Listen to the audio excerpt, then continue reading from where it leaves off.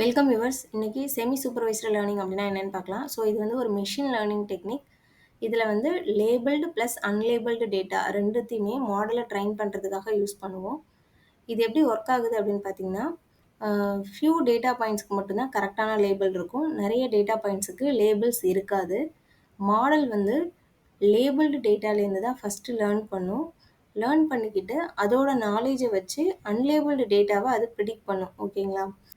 So ஃபைனலா வந்து அது நியூவா இருக்க லேபிள் டேட்டாவோட அகைன் வந்து ட்ரெயின் ஆகும். ஓகேங்களா? சிம்பிளா சொல்லணும்னா, கொஞ்சம் டீச்சரோட கைடன்ஸு ப்ளஸ் நெறைய செல்ஃப் ஸ்டடி. ஸோ இத தான் வந்து செமி சூப்பர்வைஸ்டு லேர்னிங் அப்படின்னு சொல்றோம்.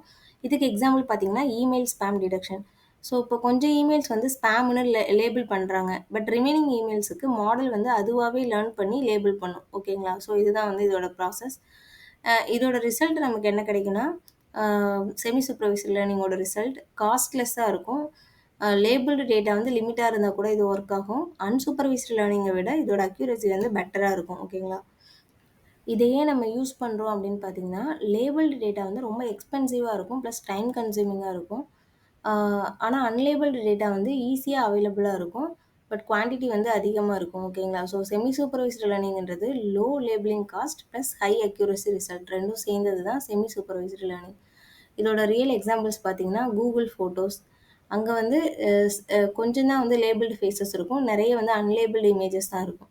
ஸ்பீச் ரெகக்னிஷன் இங்க வந்து சம் ஆடியோஸ் மட்டும் தான் கரெக்டான டிரான்ஸ்கிரிப்ட்ஸ்ல இருக்கும். பட் இங்க வந்து நம்ம யூஸ் பண்றோம்.